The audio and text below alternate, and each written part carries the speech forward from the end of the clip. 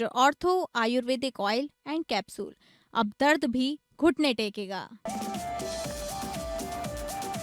गोरखनाथ मंदिर में सीएम योगी ने किया जनता दर्शन। सीएम योगी ने 200 लोगों से मिलकर सुनी उनकी समस्याएं। सीएम ने कहा, जरूरतमंदों के साथ खड़ी है सरकार, हर उचित समस्या का होगा निदान। मंदिर परिसर के भ्रमण के दौरान बच्चों से भी किया संवाद। राम मंदिर चंदा विवाद पर योगी सरकार का बड़ा फैसला। राम मंदिर चंदा विवाद की एसआईटी करेगी जांच। 3 सदस्यीय एसआईटी गठित, 15 दिन में देगी फाइनल रिपोर्ट। सहारनपुर पुलिस और एटीएस की कार्रवाई में 25,000 का इनामी बांग्लादेशी गिरफ्तार। 17 साल से फरार था आरोपी। अलग अलग राज्यों में पहचान छिपाकर रह रहा था आरोपी। गिरफ्तारी के दौरान पुलिस को फर्जी आधार कार्ड और कई संदिग्ध दस्तावेजों की तस्वीरों के साथ बांग्लादेशी पहचान पत्र बरामद।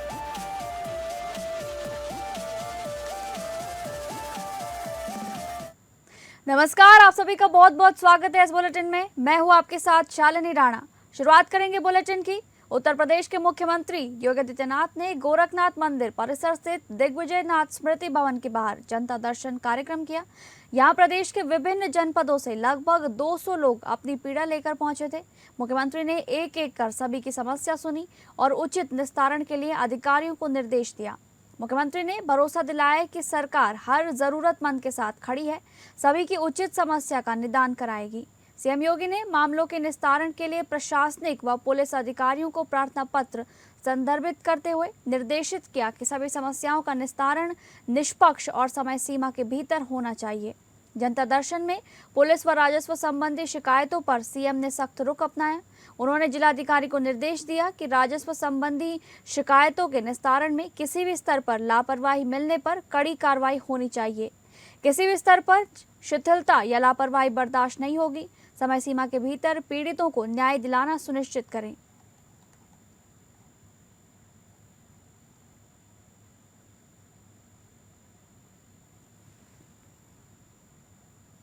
अगली खबर का रुख करेंगे, जहां राम मंदिर ट्रस्ट के द्वारा चंदा गबन मामले की जांच एसआईटी से कराने का अनुरोध राज्य सरकार ने स्वीकार कर लिया है। श्री राम मंदिर के चंदे की राशि में गबन के मामले को अब शासन ने संज्ञान में लिया है, जहां शासन ने 3 सदस्यीय एसआईटी टीम गठित की है।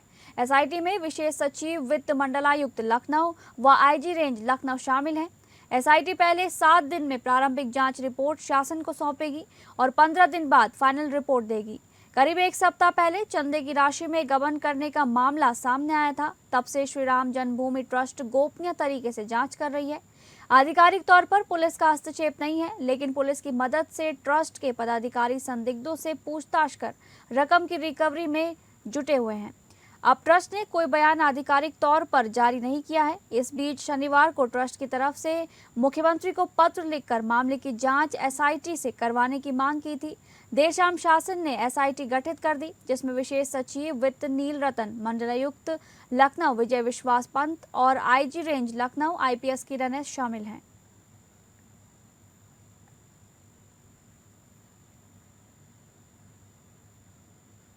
अगली खबर, राम मंदिर निर्माण समिति के अध्यक्ष नृपेंद्र मिश्र ने राम मंदिर निर्माण कार्यों की जानकारी दी। उन्होंने राम मंदिर चढ़ावा प्रकरण में गठित एसआईटी की सराहना करते हुए सरकार की तत्परता का महत्वपूर्ण बताया। नृपेंद्र मिश्र ने कहा कि 24 घंटे के भीतर एसआईटी का गठन किया गया, जिसमें 3 वरिष्ठ अधिकारी शामिल हैं। सरकार ने एसआईटी से 1 सप्ताह में प्रारंभिक और 15 दिन में अंतिम रिपोर्ट मांगी है। जांच समिति की संस्तुतियों के आधार पर आगे की कार्रवाई की जाएगी। नृपेंद्र मिश्र ने बताया कि मंदिर परिसर के चारों ओर लगभग 4 किलोमीटर लंबी आधुनिक बाउंड्री वॉल का निर्माण कराया जा रहा है। सुरक्षा व्यवस्था को मजबूत करने के लिए 25 वॉच टावर भी बनाए जा रहे हैं। बाउंड्री वॉल और वॉच टावर निर्माण का कार्य इंजीनियर्स इंडिया लिमिटेड द्वारा कराया जा रहा है। लक्ष्य अगस्त 2026 तक पूरा करना है। राम मंदिर की फसाद लाइट 15 अगस्त तक शुरू होने की उम्मीद है, जबकि राम कथा संग्रहालय में 20 गैलरियों की स्क्रिप्ट तैयार हो चुकी है। राज्य सरकार ने 24 घंटे से कम समय लिया और एसआईटी गठित कर दी और एसआईटी में इतने वरिष्ठ अधिकारी रखे गए। यानी आप देखें कि एक मंडलायुक्त है, पुलिस की जो हाईएस्ट एक व्यवस्था होती है आईजी है, ऐसे आईजी हैं, मुझे बताया गया, मैं जानता नहीं हूँ, लेकिन मैंने कुछ जो जानकारी की तो वह अनेक वर्ष सीबीआई में कार्य किए थे, अनुभवी हैं, और तीसरे वित्त विभाग के विशेषज्ञ हैं।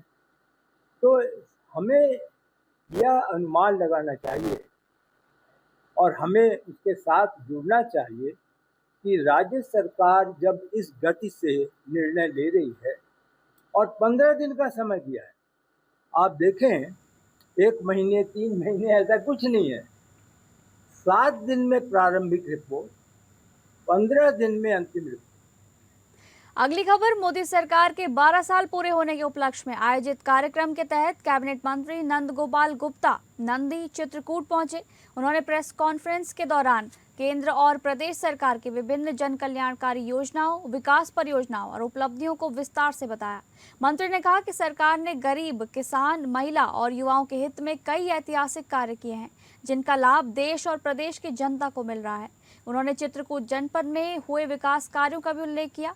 प्रेस वार्ता के दौरान जब पत्रकारों ने स्थानीय मुद्दों और कुछ संवेदनशील विषयों पर सवाल पूछे तो मंत्री सीधे जवाब देने से बचते नजर आए। इसे लेकर कार्यक्रम में मौजूद पत्रकारों और राजनीतिक हलकों में चर्चा का विषय बना रहा। फिलहाल मंत्री की इस प्रेस वार्ता को सरकार की उपलब्धियों के प्रचार प्रसार के रूप में देखा जा रहा है, जबकि विपक्ष लगातार सरकार के दावों पर सवाल खड़े कर रहा है। मंत्री आवास, इज्जत घर, आयुष्मान योजना, 5 लाख तक का मुफ्त इलाज और 80 करोड़ लोगों को मुफ्त में राशन ने बुनियादी आवश्यकताओं को पूरा किया है। साथ ही इन परिवारों के जीवन स्तर में एक बेहतरीन सुधार हुआ है। बुनियादी सुविधाओं का इंफ्रास्ट्रक्चर योजनाओं ने आज भारत की तस्वीर और तकदीर बदली है। एयरपोर्ट हो, रेलवे हो, वाटरवे हो और मेट्रो की कनेक्टिविटी हो, देश के विकास को इससे नई रफ्तार मिली है। अगली खबर प्रतापगढ़ से सामने आ रही है, जहां जिले के प्रभारी मंत्री मयंकेश्वर शरण सिंह ने केंद्र सरकार के 12 वर्ष पूरे होने के अवसर पर आयोजित प्रेस वार्ता में कई अहम और सख्त बयान दिए। प्रतापगढ़ के विकास भवन सभागार में आयोजित इस कार्यक्रम के दौरान मंत्री ने सरकार की उपलब्धियों को गिनाते हुए राज्यपाल आनंदीबेन पटेल द्वारा मेडिकल कॉलेजों में धर्मांतरण सेल गठित करने के सुझाव का समर्थन किया। उन्होंने कहा कि ये विषय सरकार की प्राथमिकता में है और इस पर गंभीरता से काम किया जाएगा। प्रेस वार्ता के दौरान प्रभारी मंत्री ने घुसपैठियों और धर्मांतरण के मामलों को लेकर भी सख्त रुख अपनाया। उन्होंने स्पष्ट कहा कि देश में अराजकता फैलाने वाले तत्वों की पहचान कर उनके खिलाफ कठोर कार्रवाई की जाएगी। मंत्री ने बांग्लादेशी और रोहिंग्या घुसपैठियों का उल्लेख करते हुए कहा कि ऐसे मामलों में किसी भी तरह की ढिलाई नहीं बरती जाएगी और सरकार पूरी सख्ती के साथ कार्रवाई करेगी। केंद्र सरकार की उपलब्धियों का ब्यौरा देने के साथ साथ मंत्री के इस आक्रामक बयान ने राजनीतिक हलकों में चर्चा तेज कर दी है। लेकिन 12 वर्षों में पूरे भारत का सर्वांगीण विकास हुआ है। चाहे जिस क्षेत्र में आप जाएं, चाहे किसान, मजदूर, जिस उसमें आप देखें, भारत का जो एक विश्व पटल पे जो हम जिस तेजी से उभर रहे हैं और तीसरी सबसे बड़ी आर्थिकी के रूप में हम लोग बहुत जल्द पहुंचने वाले हैं। और माननीय प्रधानमंत्री जी का जो सपना है कि भारत को एक विकसित राष्ट्र के रूप में हम लोग 2047 तक स्थापित करें, उस तरफ हम लोग बहुत तेज़ी से कदम बढ़ाए हैं। और मुझे लगता है कि ये सपना हम सब भारतीयों का, 140 करोड़ भारतीयों का, बहुत जल्द साकार होगा। उत्तर प्रदेश सरकार के अल्पसंख्यक कल्याण, मुस्लिम वक्फ एवं हज राज्य मंत्री दानिश आजाद अंसारी ने लखनऊ स्थित प्रेस क्लब में आयोजित पसमानदा मुस्लिम चिंतन कार्यक्रम में सहभागिता की। इस अवसर पर देश के विभिन्न राज्यों से आए मुस्लिम पसमानदा समाज के बुद्धिजीवी, सामाजिक कार्यकर्ता, शोधकर्ता और एक्टिविस्ट मौजूद रहे। कार्यक्रम में पसमानदा समाज के सामाजिक, शैक्षणिक, आर्थिक और राजनीतिक सशक्तिकरण से जुड़े विभिन्न विषयों पर चर्चा हुई। उपस्थित वक्ताओं ने समाज के वंचित और पिछड़े वर्गों के उत्थान के लिए ठोस पहल किए जाने की आवश्यकता पर बल दिया। अपने संबोधन में मंत्री दानिश आजाद अंसारी ने कहा कि प्रधानमंत्री नरेंद्र मोदी के मार्गदर्शन और मुख्यमंत्री योगी आदित्यनाथ के नेतृत्व में सरकार समाज के अंतिम पायदान पर खड़े व्यक्ति तक विकास की योजनाओं का लाभ पहुंचाने के लिए प्रतिबद्ध है। उन्होंने कहा कि पसमानदा समाज की तरक्की और भागीदारी को सुनिश्चित करना सामाजिक न्याय और समावेशी विकास की दिशा में महत्वपूर्ण कदम है।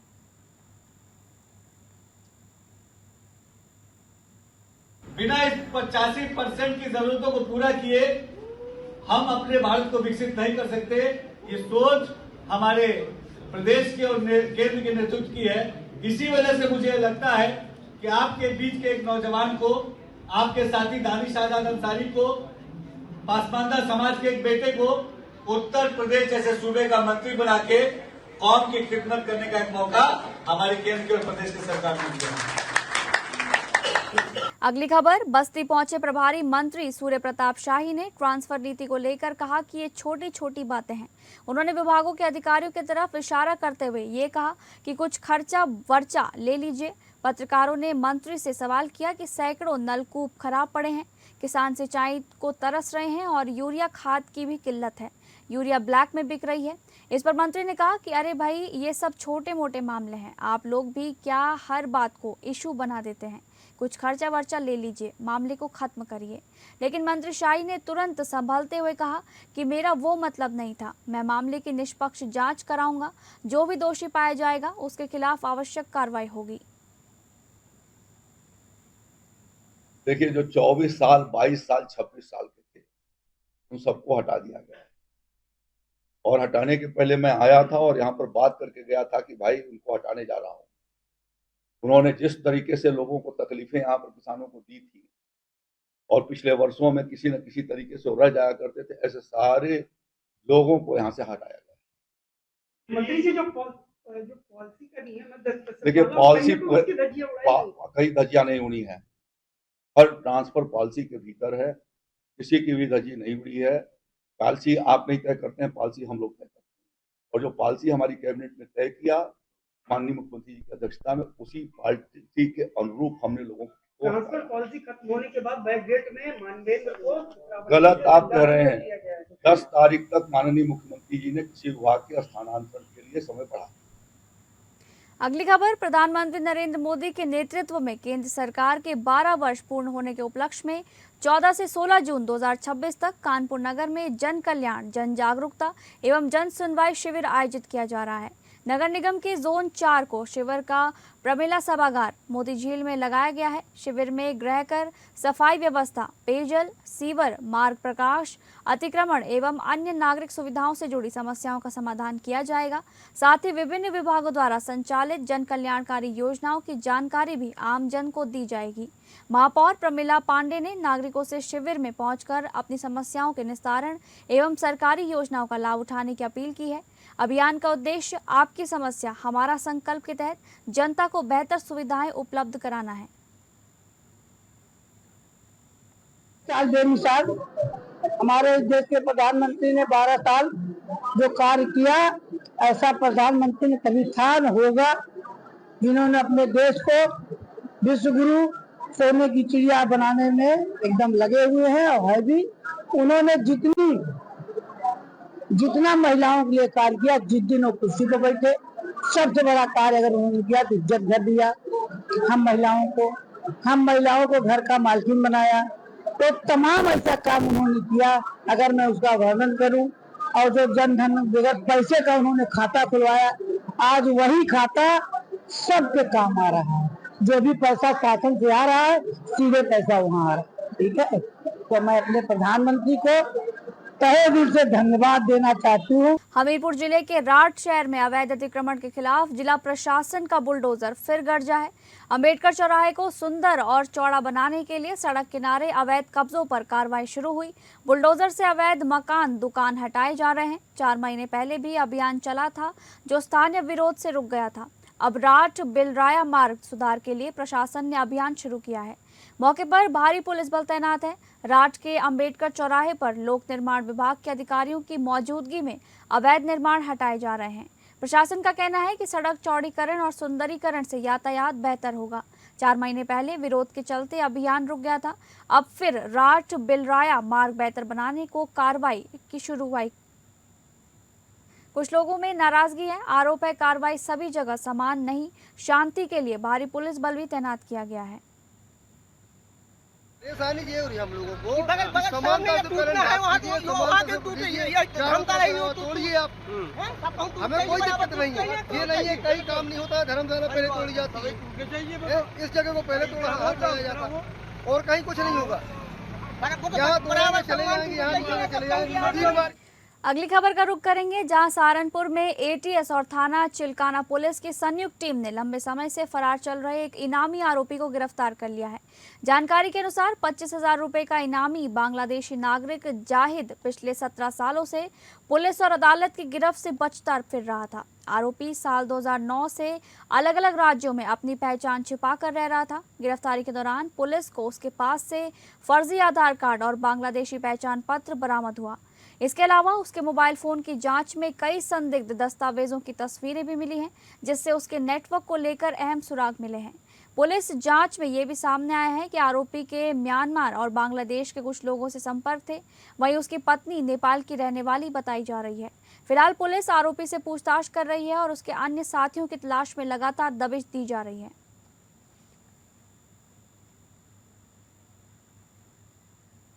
अवगत कराना है कि वर्ष 2009 में थाना कुतुब शेर में फॉरेंस एक्ट के तहत एक अभियोग पंजीकृत हुआ था, जिसमें से 5 लोगों को सजा हो गई थी एवं एक अभियुक्त जिसका नाम था जाहिद सन ऑफ अहमद फकीर उर्फ डल्लू 2009 में बेल मिलने के बाद से फरार चल रहा था।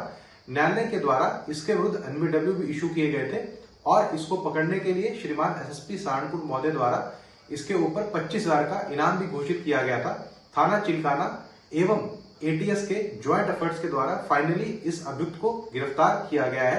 इसके पास से एक बांग्लादेशी आईडी कार्ड मिला है, एक मोबाइल फोन मिला है जिसमें आधार कार्ड और अन्य दस्तावेज। अगली खबर बिजनौर के नौटौर थाना क्षेत्र के गांव कादापुरा में एक विवाहिता की संदिग्ध परिस्थितियों में मौत हो जाने से क्षेत्र में सनसनी फैल गई। विवाहिता का शव घर के अंदर फांसी के फंदे से लटका मिला। घटना की सूचना मिलते ही पुलिस मौके पर पहुंची और जांच शुरू कर दी गई। बताया जा रहा है कि विवाहिता का शव घर में फांसी के फंदे पर लटका मिला। घटना की जानकारी मिलने पर मृतका के माई के पक्ष के लोग भी मौके पर पहुंच गए और उन्होंने पुलिस को सूचना देकर कार्रवाई की मांग की। मृतका के पिता हरिराम सिंह निवासी बटियाना कुशालपुर थाना धामपुर ने बताया कि उन्होंने अपनी बेटी मोनिका की शादी करीब 3 वर्ष पूर्व अनिल कुमार के साथ की थी। पिता का आरोप है कि शादी के बाद से ही ससुराल पक्ष द्वारा पैसों की मांग की जा रही थी और इसी बात को लेकर उनकी बेटी को परेशान किया जाता था। परिजनों का आरोप है कि पैसों की मांग पूरी न होने पर उनकी बेटी की हत्या कर शव को फांसी पर लटका दिया गया। घटना के बाद माई के पक्ष में कोहराम मचा हुआ है और परिजन आरोपियों के खिलाफ सख्त कार्रवाई की मांग कर रहे हैं। थाना क्षेत्र नेहटौर के ग्राम कादीपुरा से एक विवाहिता महिला द्वारा फांसी लगाकर आत्महत्या किए जाने की सूचना प्राप्त हुई थी, जिस सूचना पर तत्काल स्थानीय पुलिस फॉरेंसिक टीम के साथ मौके पर पहुंची, जहां मृतका के परिजनों द्वारा बताया गया कि उक्त की 4 वर्ष पूर्व शादी की गई थी। पारिवारिक कलह के चलते परिवारीजनों द्वारा फांसी लगाकर इसकी हत्या कर दी गई है। पिता की तहरीर पर सुसंगत धाराओं में अभियोग पंजीकृत करते हुए परिवारीजनों के उपस्थिति में पंचायतनामा की कार्यवाही कर पोस्टमार्टम के लिए भेज दिया गया है। बाद पोस्टमार्टम रिपोर्ट सभी पहलुओं की गंभीरता से जांच करते हुए विधिक कार्यवाही सुनिश्चित कराई जाएगी। अगली खबर बरेली जनपद की थाना बहेड़ी पुलिस ने बाइक और मोबाइल लूट की घटना का सफल खुलासा करते हुए 2 शातिर अभियुक्तों को पुलिस मुठभेड़ के बाद गिरफ्तार कर लिया है। आरोपियों के कब्जे से अवैध तमंचा, कारतूस, लूटी गई मोटरसाइकिल और मोबाइल फोन बरामद किया गया है। आपको बता दें कि पुलिस के अनुसार 4 जून 2026 को उलेतापुर निवासी वीरपाल ने शिकायत दर्ज कराई थी कि ग्राम मिंतरपुर के पास बाइक सवार 2 बदमाशों ने उसकी मोटरसाइकिल रोककर बाइक और मोबाइल फोन लूट लिया था। इस संबंध में थाना बहेड़ी में मुकदमा दर्ज कर पुलिस टीम आरोपियों की तलाश में जुटी थी। देर रात देवीपुरा बाजार के पास पुलिस संदिग्ध वाहनों की चेकिंग कर रही थी। इसी दौरान एक बाइक पर सवार 2 युवक आते दिखाई दिए। पुलिस के रुकने का संकेत देने पर भी दोनों घबरा गए और उनकी बाइक सड़क पर गिर गई। पुलिस द्वारा पीछा किए जाने पर आरोपियों ने पुलिस टीम पर फायरिंग कर दी। जवाबी कार्रवाई में एक बदमाश के पैर में गोली लग गई, जबकि दूसरा बाइक गिरने से घायल हो गया। इसके बाद दोनों को पुलिस ने दबोच लिया। 4 जून 2026 को थाना बहेड़ी पर मिंतरपुर निवासी वीर बहादुर सिंह ने आगे सूचना दी थी कि जब वो अपने गांव के लिए वापस लौट रहे थे तो शाम के समय 2 अज्ञात युवकों द्वारा उनकी मोटरसाइकिल अड़ा करके उनकी मोटरसाइकिल और उनका मोबाइल फोन छीन लिया गया था। इस संबंध में तत्काल थाना बहेड़ी पर मुकदमा अपराध संख्या 434/26 धारा 127(2) व 309(4) BNS का अभियोग पंजीकृत किया गया था। वह बदमाशों की तलाश में पुलिस टीम का गठन कर दिया गया था। इसी क्रम में कल दिनांक 13/6 की रात्रि में जब पुलिस पार्टी देवीपुरा की पुलिया पर चेकिंग कर रही थी तो 2 अज्ञात युवक वहां से बाइक लेके आए और वो पुलिस पार्टी की चेकिंग को देख के वापस मुड़ के भागने लगे। पुलिस द्वारा पीछा किए जाने पर उन्होंने पुलिस टीम पर जान से मारने से फायरिंग शुरू कर दी। अगली खबर फारुखाबाद के कमालगंज थाना क्षेत्र के ग्राम रेगाई में बिजली विभाग की कथित लापरवाही के चलते एक 15 वर्षीय किशोर गंभीर रूप से झुलस गया। बताया जा रहा है कि खेत से ट्रैक्टर पर मक्का लाद कर लाते समय नीचे झूल रही 11,000 वोल्ट की हाई टेंशन लाइन किशोर के संपर्क में आ गई। तार किशोर की आंख और नाक से टच हुई, जिससे उसे जोरदार करंट लग गया। घटना में घायल किशोर की पहचान अकमल पुत्र जाने आलम निवासी रेगाई थाना कमालगंज के रूप में हुई है। परिजनों और ग्रामीणों ने उसे आनन फानन में एक निजी अस्पताल में भर्ती कराया, जहां चिकित्सकों ने हालत गंभीर देखते हुए उसे कानपुर रेफर कर दिया। ग्रामीणों का आरोप है कि संबंधित लाइन काफी नीचे झूल रही है और इसकी जानकारी बिजली विभाग के कर्मचारियों जय अजीत कुमार तथा बाल लाइनमैन शैलेंद्र कुमार उर्फ लालू को पहले से थी। इसके बावजूद कोई कार्रवाई नहीं की गई। ग्रामीणों का कहना है कि इसी लाइन की चपेट में आकर पहले भी 3 से 4 लोग करंट का शिकार हो चुके हैं। बताया गया कि घटना के बाद भी काफी देर तक लाइन नहीं काटी गई, जिससे ग्रामीणों में भारी आक्रोश है। ना ये हुई है, ये अकमल जो है, अकमल पुत्र जाने आलम, ये रेगाई का रहने वाला है। ये अपनी मक्का लाद के ला रहा था ट्रैक्टर पे, और भी 4 भाई थे। ये 4 भाइयों में सबसे छोटा है। ये लाइन जो करंट लगा हुआ है 11,000 लाइन, ये लाइन जाती है भैयालाल राजपूत की समर में। और करंट लगने के बाद भी हमने जेई साहब और लाइनमैन से संपर्क भी किया। करीब 6 बजे करंट लगा हुआ था, करीब 5:15 बजे, पर अभी तक वो लाइन नहीं काटी गई है। जब जेई साहब से बात हुई है तो अपनी वो VIP मीटिंग बता रहे हैं कि अभी हम लोग VIP मीटिंग में हैं और देखो सुबह तक हम लाइन कटवा देंगे। एक्सचेंज साहब से बात हुई तब वो ये बता रहे हैं कि आप हमें लिख के भेज दीजिए पूरी डिटेल, और वो हमारे अंडर में है, हम उसे वहाँ पर पोल लगवा देंगे। और जब लाइनमैन से और जे साहब से लाइन पर लेकर बात हुई थी कॉल कॉन्फ्रेंस पे, तो लाइनमैन बता रहे हैं कि अभी प्रोग्राम चल रहा है, प्रोग्राम में भी नहीं। तो फिलहाल इस बुलेटिन में बस इतना ही। नमस्कार।